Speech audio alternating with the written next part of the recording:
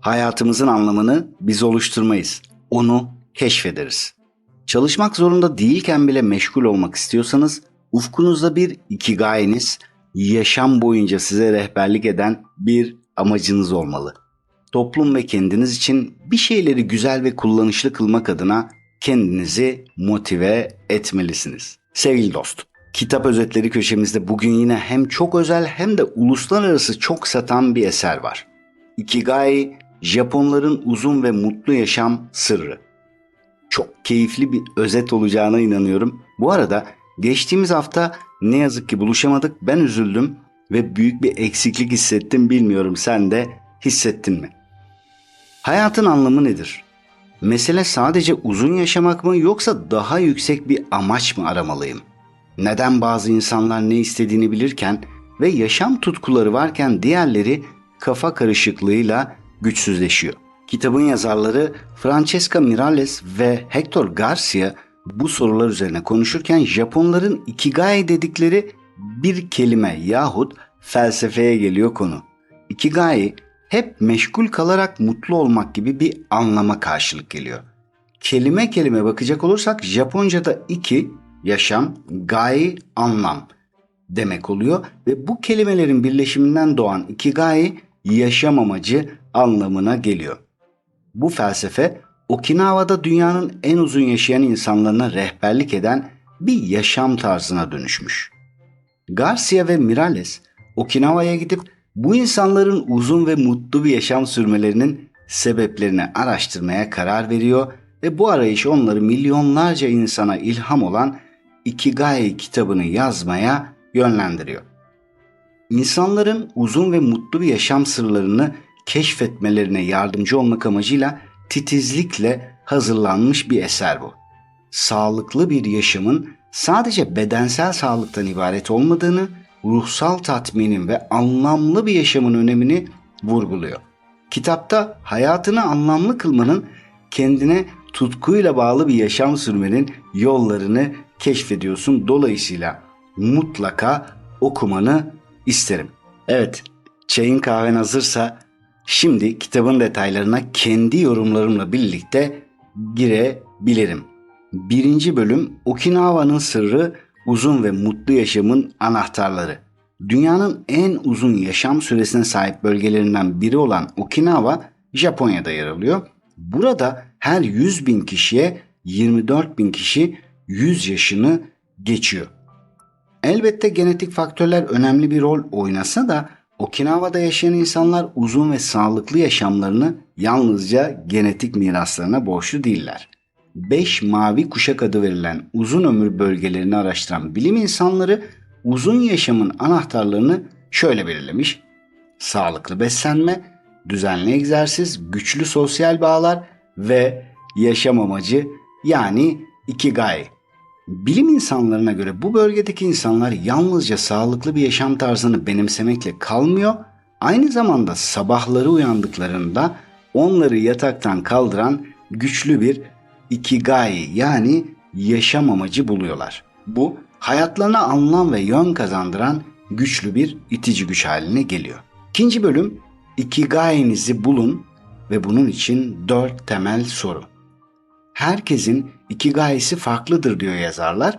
Kendi yaşam amacınızı bulmak için aşağıdaki 4 soruyu kendinize sorun. 1. Sevdiğim şey nedir? Ya da çok sevdiğim şey. 2. İyi yaptığım şey nedir? 3. Dünyanın ihtiyaç duyduğu şey nedir? 4. Bana para kazandıran şey nedir? Daha önce özetini yaptığım Başarının 7 Spiritüel Yasası kitabında Deepak Chopra şöyle diyordu: gerçek benliğinizi öğrendiğinizde para, servet yahut arzularınızı gerçekleştirme konusunda bir daha asla suçluluk, korku veya güvensizlik duygularına kapılmayacaksınız. Çünkü tüm nesnel zenginliğin özünün yaşam enerjisi olduğunu, saf, gizli gücün de sizin hakiki doğanız olduğunu idrak edeceksiniz. Yukarıdaki 4 sorunun kesişim noktasında Ikigai'nizi bulacaksınız diyor yazarlar. Eğer sevmediğin bir işi yapıyorsan kendini amaçsız hissedersin. Dünyanın ihtiyaç duyduğu şeyleri yapmaz ya da önemsemezsen, tatmin olsan bile bir eksiklik hissi yaşarsın. Eğer para kazandırmayan bir şeyle meşgulsen keyif alabilirsin ama güvence eksikliği strese sebep olur. Son olarak iyi yapmadığın bir şeyle uğraşırsan heyecan duyarsın ama kalıcı başarıya ulaşamazsın. Ben bunların hepsinin başında doğal olarak sevdiğim şey nedir, tutkuyla bağlanacağım şey nedir sorusunun çok önemli olduğunu düşünüyorum. Çünkü buraya gerçek anlamda odaklandığında zaten başarı ve para gelir. Tam da burada kitaplarını özetlemeyi çok istediğim Oliver Sacks geliyor aklıma. Asıl mesleği nörologtur ama çok kudretli bir yazardır. Ömrünün son günlerinde kendisiyle bir röportaj yapılıyor ve ölümden korkuyor musunuz diye soruluyor. Çok yaşlı ve böyle bir soru soruluyor. Çok güzel bir cevabı var. Korkmuyormuşum gibi yapamam. Ama baskın hissim minnettarlık. Sevdim ve sevildim. Çok şey verildim ve karşılığında çok şey verdim. Okudum, gezdim ve düşündüm ve yazdım. Dünya ile bir ilişkim oldu. Yazarların ve okurların sahip olduğu çok özel bir ilişki. Ve sonraki bölüm akış halini bulun. Araştırmacı Owen Shaffer bir etkinlikte akış halini yakalamanın 7 temel koşulunu şöyle sıralıyor. 1. Ne yapmanız gerektiğini bilmek. 2. Bunu nasıl yapacağınızı bilmek. 3. İlerlemenizi izlemek. 4. Bir hedefe sahip olmak. 5. Zorlukları algılamak. 6. Beceri seviyenizi bilmek. 7. Dikkatinizi dağıtan şeylerden uzak durmak. Yani akış hali için bunlara ihtiyaç var. Akış hali de zaten bir amaca sahip olduğunda ortaya çıkıyor. Çok güzel bir söz var burada. Hayatınızı en iyi versiyonuyla yaşamak için ikigai'nizi keşfetmek zorundasınız. Çünkü onsuz yolunu kaybetmiş bir gezgin gibi hissedersiniz. Peki yukarıdaki maddelere bakarak bir işi akış halinde nasıl yaparız ya da akış halinde yapmanın faydası ne olur? Şimdi akış halindeyken zamanın nasıl geçtiğini fark etmezsin. Etkinlik ne çok kolay olmalı ne de aşırı zor. Zorluk ve yetenek arasında dengede kalmak akışa girmek için kritik bir öneme sahip. Ikigai'ni bulduktan sonra bu tekniklerle odaklanma gücünü arttırabilir ve hayatında kalıcı bir rutin oluşturabilirsin. Bence burası da çok ama çok önemli. Bu arada akış halinde olabilmek için yaptığın işe tabii ki bir anlam katmalısın.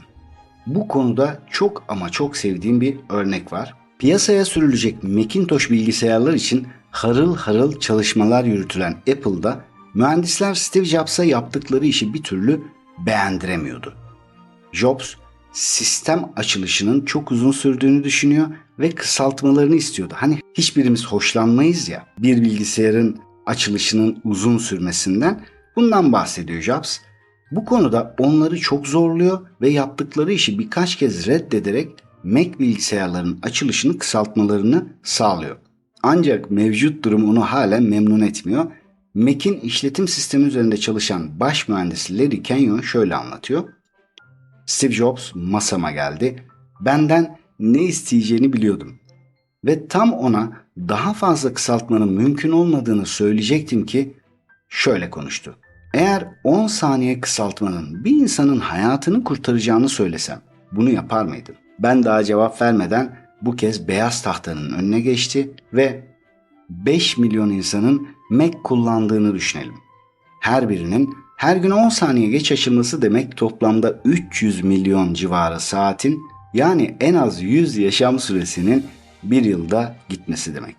Yani sen bu bilgisayarların açılış süresini daha da kısaltacak olursan aslında yaptığın şey insanlara ömür vermek olacak.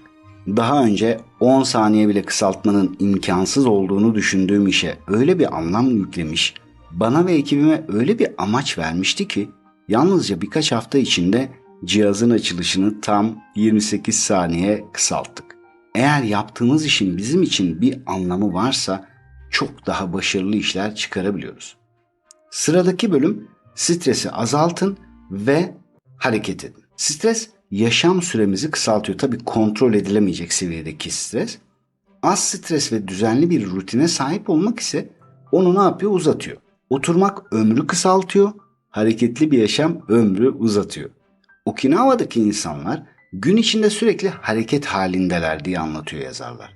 Basit değişikliklerle hareketli bir yaşam tarzı benimseyebilirsiniz diyor bizlere.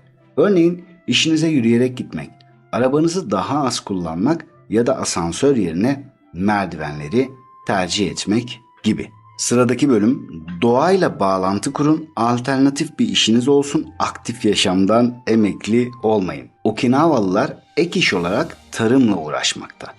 Bunu esas işlerine yan iş olarak yapıyorlar. Ikigai'niz tek bir iş üzerine kurulmuşsa bu tehlikelidir diyor yazar. Örneğin askerseniz ya da bir psikologsanız, bir avukat ya da memur ve hayatınız bu işten ibaretse emekli olduğunuzda ya da işinizden kovulduğunuzda yaşam amacınız kalmayacak. Bu da ömrünüzü kısaltacak, dahası mutsuz yaşamanıza sebep olacak diyor. Ancak bunun yerine ben disiplinli bir insanım, disiplinli yaşamak ve bu yönde işler yapmak benim yaşam amacım diyecek olursan ömrün uzar. Alternatifler doğrultusunda uzayacaktır diyor yazarlar. Sürekli aktif bir şekilde yaşayın ve asla ikigai'nizden emekli olmayın. Özetin başında hatırlarsan mecbur olmasan bile meşgul olma hali diyordu.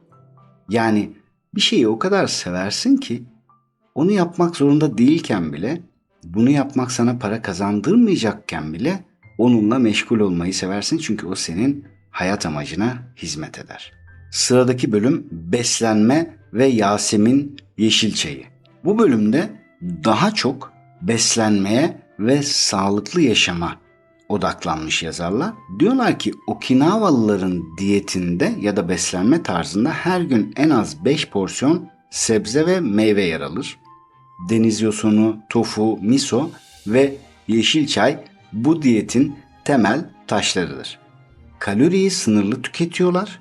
Ayrıca bağışıklığı güçlendiren ve sindirimi kolaylaştıran Yasemin yeşil çayı içiyorlar.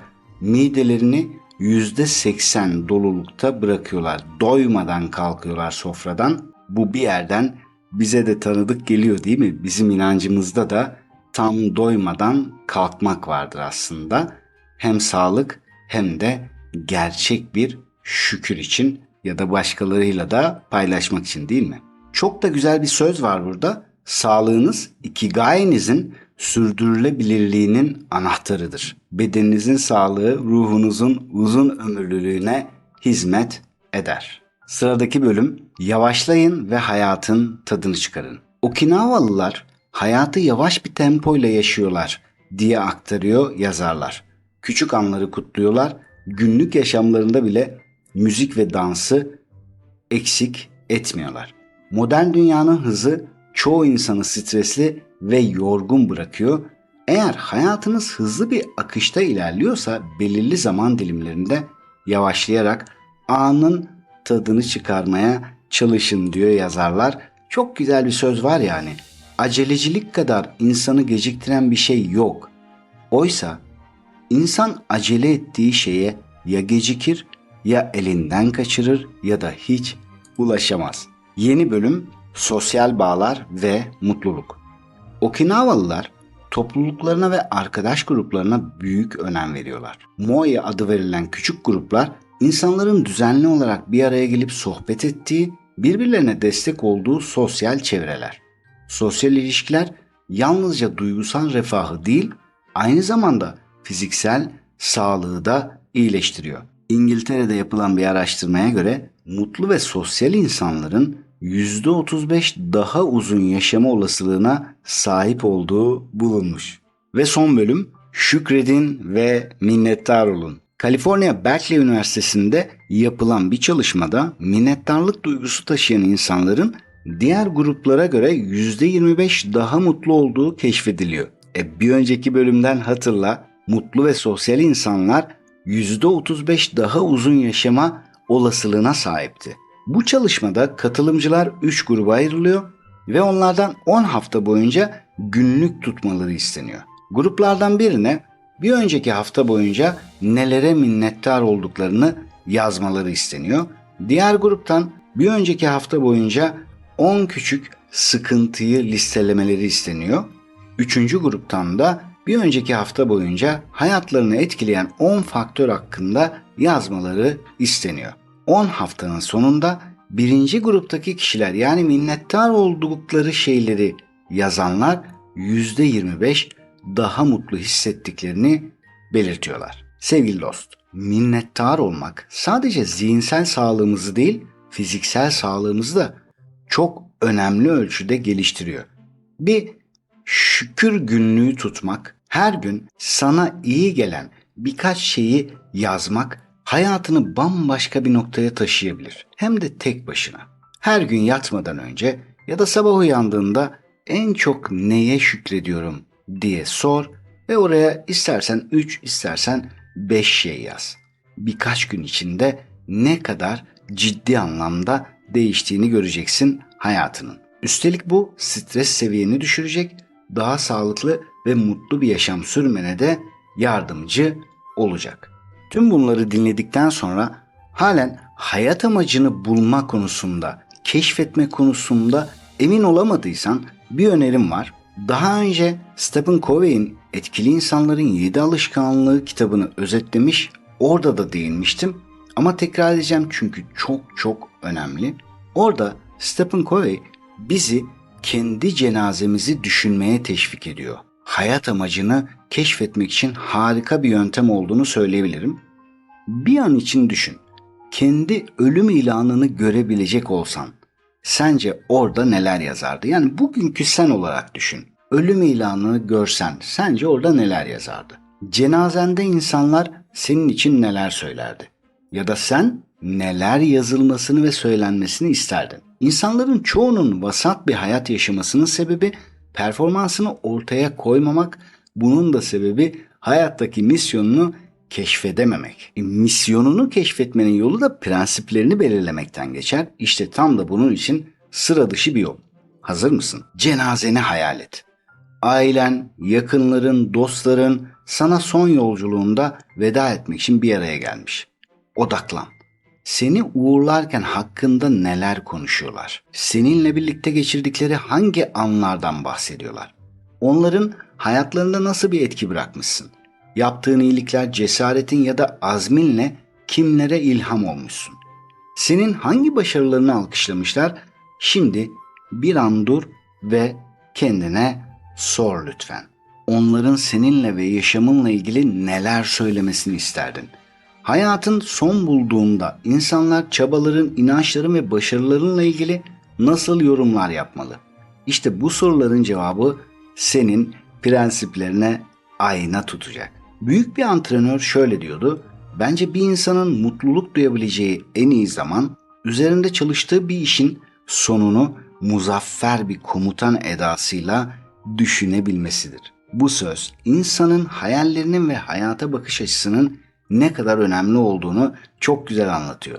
Üzerinde çalıştığın en önemli proje de aslında hayatındır, değil mi? Belki 30'lu 40'lı 50'li yaşlarda ölümü düşünmek çok kolay olmayabilir. Neticede keşmekeş içinde sürdürdüğün bir hayatın var ve basamakları koşar adım çıkmaya çalışırken çoğunlukla basamaklara konsantre olmaktan merdiveni hangi duvara dayadığını bile unutabilirsin. Bir yığın çabadan sonra merdiveni yanlış duvara dayadığını anlayacak olursan, en tepelere çıkmış olsan bile yine de sonu mutsuzluk getirir. Ama tüm bu yoğunluğa rağmen özel ve iş hayatında sonu düşünerek başlarsan çok daha anlamlı işlere imza atabilirsin. İşte tam da burada ölümü düşünmenin faydası, ben bu hayatın sonuna geldiğimde hangi noktada olmak istiyorum sorusuyla baş başa kalmak. Zira bu seni son derece etkili bir yaşam sürmeye iteceği için ölümün karamsarlığı bir tarafa, ben nasıl bir yaşam sürmek istiyorum noktasına odaklanmanı sağlar. Bu da dünyevi ve uhrevi olarak çok güzel işler yapmanı sağlayabilir. Herhangi biri gibi yaşamaktansa gerçekten anlamlı bir hayatı yaşar ve sonunda huzurla bitirirsin. Bu arada bunu böyle düşünmüş olmasa da elinde olmadan yaşayan ve hayatını dönüşüme uğratan çok iyi tanıdığın biri var aslında. Alfred Nobel. Burada anlatmayacağım ama araştırıp öğrenmene değecek kadar güzel bir hikaye. Çünkü Alfred Nobel kendi ölüm ilanını hayattayken görmüş bir yanlışlıktan ötürü ve büyük bir farkındalık yaşayarak ben ne yapıyorum, yolumu değiştirmeliyim diye düşünerek kendi ölüm ilanını yaşarken yazmış, nihai hatırasını dönüştürmüş biri ve bunun nasıl olduğunu bence öğrenmelisin. Sevgili dost, hayat amacını keşfetmek seni başkalarının kaygı duyduğu şeylerden özgür kılar. Bu çok büyük bir şey olmak zorunda da değil. Dünyayı değiştirecek bir şey olması da gerekmiyor. Senin için anlamlı olsun yeter. Önemli olan sabah seni yatağından kaldıracak kadar itici bir güç oluşturması ve ona ulaşmak için savaşman konusunda seni tatmin edip cesaretlendirmesi. Bir anlamı olan bir hedef üzerine yoğunlaş. Yolculuk çıkmaya değer olmalı diyordu Vince Ponsant Fil ile Karınca adlı muhteşem kitabında. Ve başka bir pasajda şöyle yazarak devam etmişti. Bir gece göz kırpan yıldızları seyrederken hayatın bütün bunların ötesinde bir amacı olmalı diye düşünerek demişti ki hayat tatmin edici bir yolculuk gibi geçmeli. Sadece yaşamını sürdürmek için bir kör dövüşü gibi değil. O halde senin amacını bulmana, senin tatmin edici bir hayat yaşamana. Bu arada hatırla. Filistin'i ve Doğu Türkistan'ı hatırla. Boykotun soylu bir duruş olduğunu, dilediğin zaman dua edebileceğini, küçücük çocukların harçlıklarından artırabilecek kadar fedakar olduğu bir dünyada gücün nispetinde maddi yardımlar yapabileceğini hatırla. Bir sonraki kitap özetinde buluşana kadar kendine çok iyi bak. Sevgiler, selamlar.